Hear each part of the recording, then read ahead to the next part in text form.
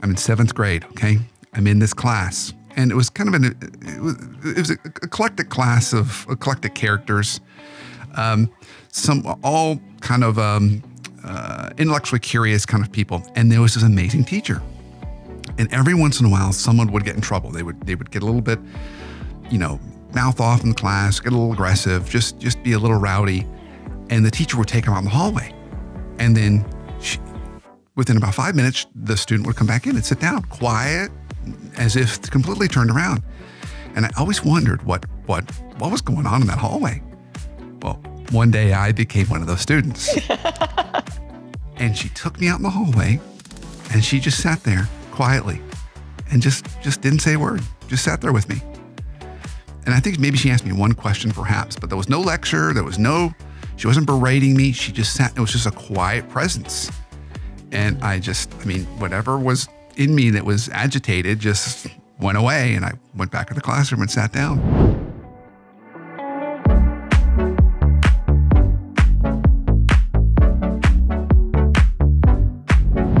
On this week's Workplace Therapist Show, I've got a really interesting guest, Terri Lonowski. And Terri's going to talk about something that she is the creator of and founder of, and that is soulful listening. So she's going to talk to us about what does it mean to be a soulful listener? What are ways to get there? And what's the impact of that on others? And why is it so very important? I took away a lot from it. In fact, I walked into this show feeling a little bit just wound up myself. I'd been doing a lot of recording that day and I was a little tight, for lack of a better word. And the process she took me through actually made me feel a lot better. So listen close. I think you're going to get a lot out of the show. And again, the goal is, how can we take this away to make us better people and better to all those around us? So, of course, at the end of the show, I'll share my notes. I know you're going to enjoy it. I'm Brandon Smith, and you've known me as the workplace therapist. My passion and purpose has always been to cure workplaces from dysfunction and to make your work life better. But did you also know I'm the co-founder of the Leadership Foundry? Well, in addition to our platform, we're excited to share that we're launching the Leadership Foundry podcast this January as a result. This podcast is free, and these curated episodes will answer the questions you have as a leader right now. Things like, how do I more effectively delegate so I'm not doing all the work of my team? How do I communicate more effectively so we're all on the same page? How do I manage my time and help prioritize? And meetings. We all know meetings are such a pain for all of us. Catch these episodes and the first episode on January 10th on iTunes, Spotify, and your other favorite podcast platforms.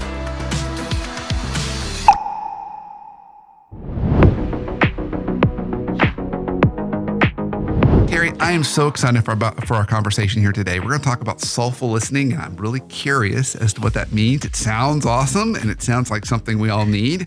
But before we jump into that, I'd be really curious, what's been your journey? What kind of got you on this path, being so passionate about listening and soulful listening, and what were some of those big points, inflection points that really pivoted you in this direction?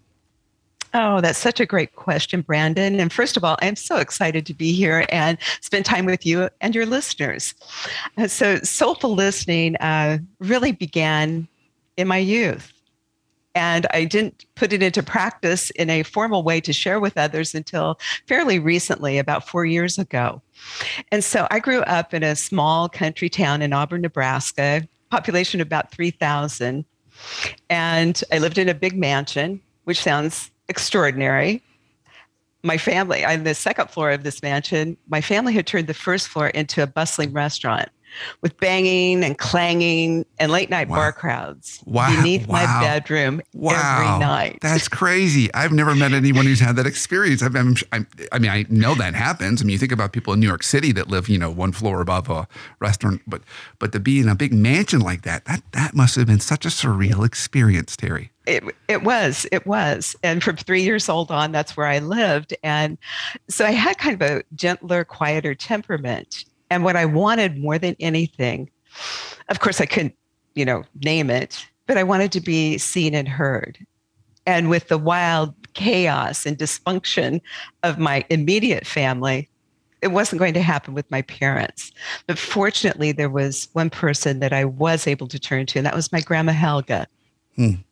And in her presence, it was as though the rest of the world had disappeared and we were in this safe, warm, delicious bubble, and savory aromas wafting in from her kitchen added extra comfort. And so she had a way of presencing herself where you felt like you were the only one there. And that was so delicious and so important. And our relationship was critical to my development, especially after a high school conversation with my guidance counselor. Hmm. And the guidance counselor, let's just call him Mr. Bupkis, said, Terri, you're a small town girl. You get lost in a big city like Lincoln, Nebraska. So your best bet is to go to secretarial school and work for your family restaurant. Wow. Which would have been like a death sentence for my spirit. And I'm sure we've all had moments where people have spoken limitation into us. And sometimes we, latch onto that and believe it. And fortunately, I was able to bounce that lie off of Grandma Helga. And she was, kind of ahead of her time. She knew how to take care of herself, and she would surround herself with, healthy relationships and read quality materials. And she was a successful businesswoman, and she was twice widowed. Wow. So when she gave advice and said something, her words carried weight. And so when I took this story to Grandma Helga, she just poised herself and said, Terri, look at all I've done without education. Think of what you can do with it. Mm. And in that moment, the trajectory of my life shifted forever. Mm. And a few weeks later, I was at the University of Nebraska, Lincoln. And a few years later, with a mound of student loans and Grandma Helga, emotionally having my back, I had earned a master's degree in educational psychology, and eventually ended up chairing the American Counseling Association Foundation, which represented about 50,000 professional counselors nationwide. Wow. And so that pivotal conversation, we all have the opportunity to be that for another person, to hold space for another person. And sometimes I'm not so sure we know how. And along the path of my career, I ended up coaching human-centered design teams from across the nation. And if you're not familiar with human-centered design or design thinking, at the core of it is empathy. Mm. And that is just so powerful in and of itself.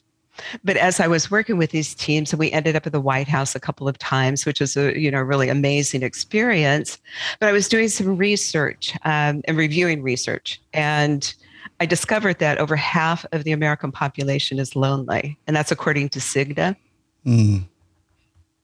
And Harvard Magazine reported last year that over half, in addition to the statistic that I just said, the health implications of loneliness are equivalent to smoking 15 cigarettes a day.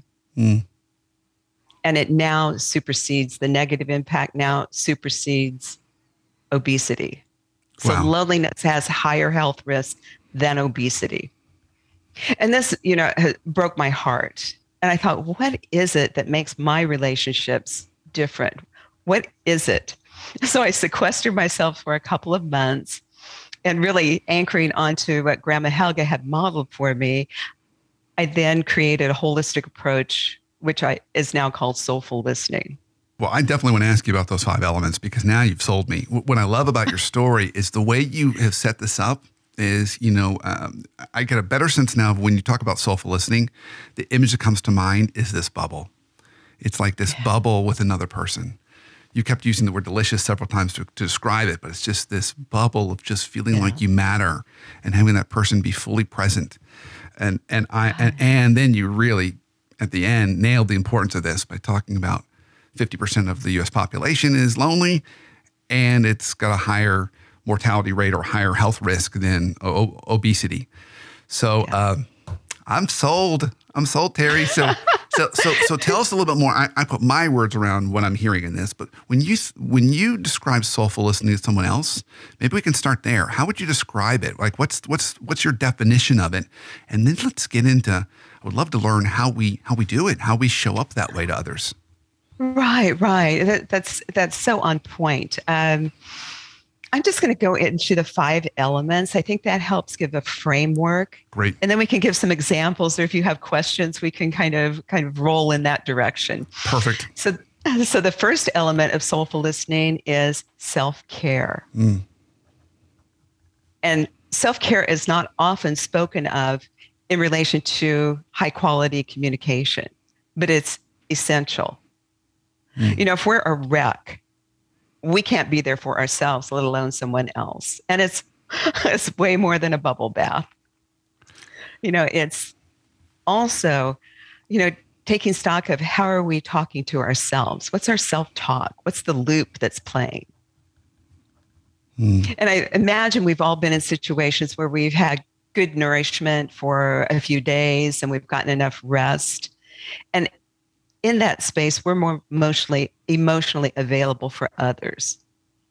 And so just being mindful of that. And as we fill our cup, so to speak, then we can come to a conversation like Grandma did, from the position of overflow. Oh, I love that. I think that's beautiful. Yeah. I love this idea of filling our cup. Before you said that, I was thinking of, it's almost like my tank. Like, where's my tank? Yeah. Is it full? Is it empty? And then, so is there a way we can evaluate that? So I'll give you my own personal version of this. Sometimes, when I wake up, I'm a fairly anxious guy as it is, more anxious than I wish I was. And sometimes I'm feeling really anxious. I'll ask myself, okay, Brandon, on a scale of 1 to 10, how would you rate this anxiety? And I know if I'm somewhere below a 7, I can function. If I get above a 7, I may need to do something to adjust my schedule that day because I just might need a little something for myself. But it's my way of kind of evaluating. Is there another way we could just kind of assess, like, I would say, to just kind of check in with your body. How is your body feeling? Because we are our body, and the body and the mind and the emotions are all interconnected. Yeah, that's great. And if like over the holidays, we may have eaten a little differently than we normally do, and our body lets us know one way or the other. Yeah. And so, just take stock of when you eat healthy for a few days in a row, you drink a lot of water, and you've gotten enough rest, do a comparison. How do I feel now? And you inspired me to take a drink of water. That was good. Thank you. I needed that. And all of this leads us into the second element, which you've already alluded to, and that's becoming fully present. I imagine we can all think of a time where we can almost see a bubble above a person's head with a laundry list of things they're thinking about. Not us, not the conversation. We feel it. Right. And so when I say becoming fully present, sometimes that can sound a little abstract. So I would love to share an activity that I like to do at live events. Would that be okay? Oh, I would love that. That's great. So it's going to be just a breathing exercise. We're going to take 3 intentional breaths. And the way we're going to do that is we're going to breathe in through our nose to the count of 4. We're going to hold, and then we're going to breathe out to the count of 6. And it's important that we do it in that way, breathing out longer than breathing in. Okay. And so first of all, check in and notice your body. Okay. Just notice it. All right. Take a moment. I notice it. Okay. Maybe wiggle around a little bit. We've been in our chairs and we stood up, so just move around a little bit. Okay. Now we're going to breathe in through our nose. Hold. Breathe out through our mouth. In through our nose. Out through our mouth. And a third time, breathing in for the count of 4. 1, 2, 3, 4. Hold. Notice the warmth in your heart area. Breathe out. 1, 2, 3, 4, 5, 6. Now, Notice your body. Wiggle your toes. Yeah. We are all more fully present now. I can feel the energy has shifted between us. I feel much better, actually. That's great. Yeah. That's great. Yeah. So I'm sorry that listeners had to hear me breathing heavy, but it was worth it for me. So hopefully it wasn't too bad for everybody else. So when we truly take care of ourselves, when we meet our essential needs and we become fully present, we bring a quality of grace and compassion into every interaction. Yeah, which leads us great. to the third element, and that's a hybrid of active listening and empathy. So for me, if these two had a child, it would be this element. Oh, I love that. And it's all in, where we listen with every fiber of our being, with every source we have available through our intuition, our eyes, our ears, to things that are beyond words. And the Urban Dictionary defines this type of listening as quantum listening.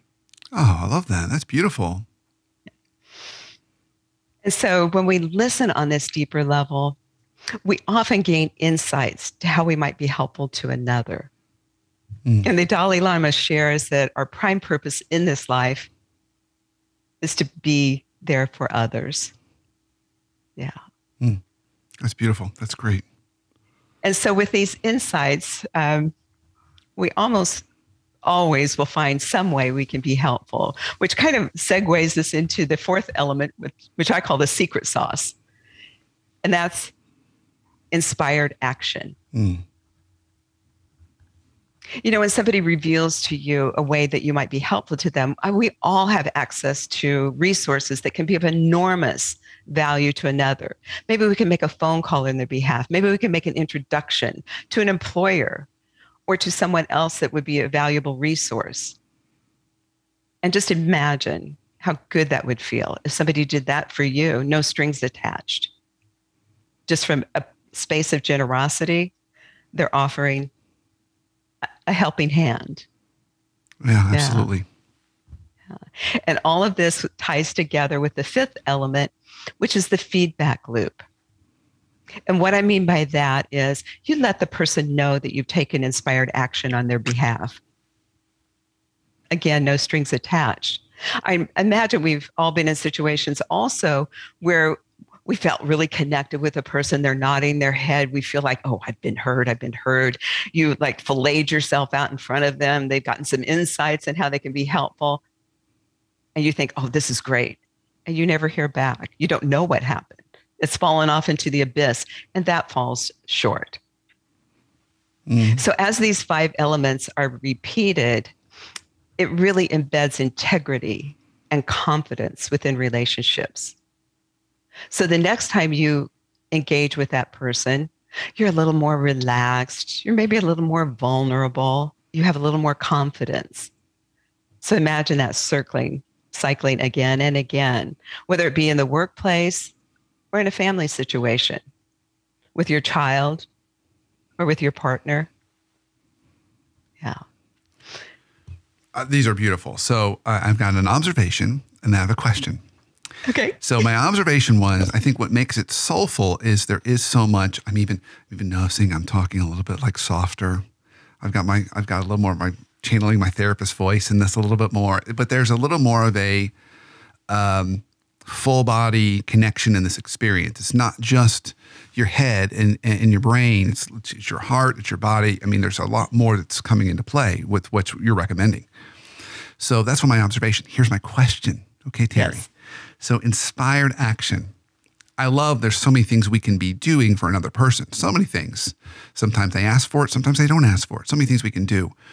What about just being quiet with them and not saying or doing anything? Does that count as inspired action if that's what they need in the moment? I'd be curious. I have chills up and down right now. Yes, that is what I would describe as holding the space for another. And when you hold the space and you enter into a conversation from a position of curiosity and wonderment, as opposed to playing out both sides of a conversation before you even enter it. Oh, he'll say this, I'll say that, it's going to end like this. which never turns out well. So sometimes when you are in a conversation and do just what you said, you just are there, you hold the space, you're fully paying attention, you're listening with every fiber of your being. What can happen in that situation is, from my experience, it can open up the space for possibilities and for a person to kind of, tap into their inner knowing and listen to themselves in your presence. So yes, it really can be. I love that. I think it's hard to do because I think so much of us were trained, whether we're male or female, to say the right thing, do the right thing, and just embracing silence. It made me think of a funny story from my past. I'm going way back in time now. I'm in 7th grade, okay? I'm in this class, and it was kind of an eclectic class of eclectic characters, some all kind of intellectually curious kind of people, and there was this amazing teacher. And every once in a while, someone would get in trouble. They would get a little bit, mouth off in the class, get a little aggressive, just be a little rowdy, and the teacher would take them out in the hallway, and then within about 5 minutes, the student would come back in and sit down, quiet, as if completely turned around. And I always wondered what was going on in that hallway. Well, one day I became one of those students. And she took me out in the hallway, and she just sat there quietly and just didn't say a word, just sat there with me. And I think maybe she asked me one question perhaps, but there was no lecture. She wasn't berating me. She just sat, it was just a quiet presence. And whatever was in me that was agitated just went away, and I went back in the classroom and sat down. And that was the mystery. She just sat there and held the space, and it just naturally calmed me down. It was a funny moment I hadn't thought of in years until you mentioned that. Yeah, and that's so powerful. When we can, have our own emotions in check, when we can come to an interaction with a higher degree of emotional intelligence, then it really diffuses a lot of what may have been experienced, previously, because there's no need to combat or, I don't know, I got choked up there. You did that quite skillfully. For those listening, Terri skillfully put herself on mute. Did a little cough, back on. Nicely done. See, the pandemic has given us so many audio visual skills that we never had before. Lighting. So true. So true. Yeah.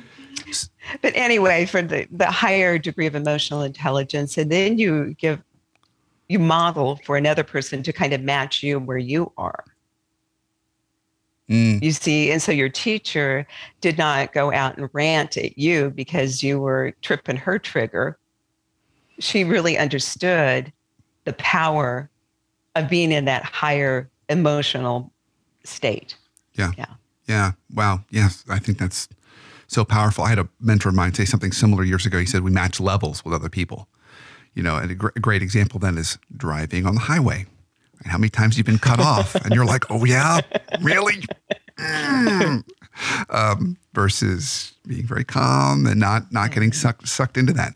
So Terri, I want to talk about these 5 steps. You've talked, or the 5 elements. You talk about self-care, talk about being fully present, the active listening and empathy, that quantum listening, inspired action, and then feedback loop. So another question for you, is there one of these that you find that's harder for us than others? It depends on the person. Certainly, if we haven't practiced listening to another, when we get to that place where we really are being empathetic and also active in our listening, that can kind of trip people up. But what I also, hear from people after they've gone through the breathing exercise, it's like, oh, I never thought of doing that, to become present and use your body to do that, not think your way into being present. As you said, it's more than that. Although your mind is certainly engaged, but it's more than that, to embody the listening. And so I guess I don't have one specific one. Probably one of the easier ones that a person could do is the feedback loop. However, it's not often done. But now that there's a little more awareness is, just check in with a person, let them know where they stand with you. Maybe you've elevated one of their great ideas up the chain. And maybe you've done that because your voice could be heard by those up the chain. Do that and let the person know, and then watch them light up and come to you with solution after solution after solution. Yeah. So there's an intentionality thread that runs through all these. You just got to be really intentional. Absolutely. And the elements of soulful listening are really simplistic. However, they're not necessarily easy. Well said. Well said. Yeah. So I love this, Terri. This is fantastic. Thank you so much for sharing this with us. So, I ask all my guests this question. So what's one life hack you have for us for how we can either have better conversations or healthier relationships, either at work or at home? In either place, I would say start small. We've gone over the 5 elements. And sometimes when we're introduced to new information, we can feel a bit overwhelmed to the point that we don't do anything. So I would say start small. Pick one conversation over the course of this next week that you want to connect on a deeper level, more authentically with another person. And then, take good care of yourself for a couple of days. Be intentional about it. And we all have busy lives. So it may be when you're out walking the dog, you simply notice something in nature that you hadn't noticed before. Or when you're on your Peloton and you're working, realize this is part of self-care. Yeah. I think or when you meditated in the morning or checking in to see your emotional state, realize that's part of self-care too. When you stop the loop that's going in your head. So pick a conversation, become present. Yeah. If you get an insight to how you might be helpful, take some action and let a person know. I love that. So if I were to, even deconstruct this even further, I would simply say, take a breath and listen. And I love that, you even had the subtle phrase in there, but I think it's so easy to start with. Just pick a conversation. Just pick one. Just pick one and how you can work this in. I think that's great. Well, Terri, this has been an absolute gift and joy. I've really enjoyed it, and it surprised me in many ways I didn't expect. So if people want to follow you, learn more about you, where can they go? Okay. My website is the easiest way, and it's soulfullistening, all one word, .com. And I recently did a TEDx talk, which is scheduled to go live within a couple of weeks. Fantastic. And I'll post that on the website as well. And that might be a fun one for people that want to kind of revisit this information. And there are some surprising stories in that as well. Beautiful. I just love that we got another opportunity for us to learn more about this and hear you in another environment. So that's fantastic.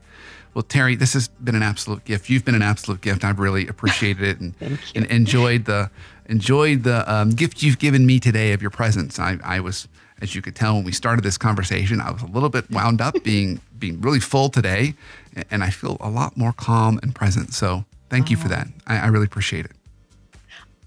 I'm so honored. Thank you.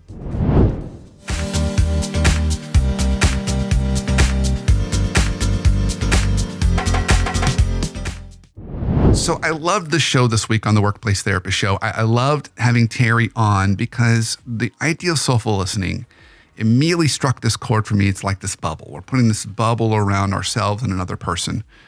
And for me, I would call that bubble intimacy. You've heard me talk on other shows about the importance of intimacy, I think, in our lives and for me. But it's very much how do we get there? And Terri talked about the fact it's really, really important. She said 50% of the U.S. population is lonely. And loneliness is now shown to be a higher correlation to health risks than obesity. So it's a real big deal. So this is a gift we can give to others that not only makes us feel better, but it makes them feel better. We're actually making other people healthy when we do this. So she said there was 5 elements. So just as a big recap of the elements, first she said self-care. So this is self-talk, rest, food, just making sure that we're listening to our bodies and we're caring for ourselves. Then she said it's being fully present. And that's when she did the breathing exercise, which really helped me just calm down. I was surprised how much it impacted me, but it really did. Those 4 breaths in and 6 breaths out, or 6 seconds out. Active listening and empathy. She calls it quantum listening, but just kind of trying to fully listen to the other person.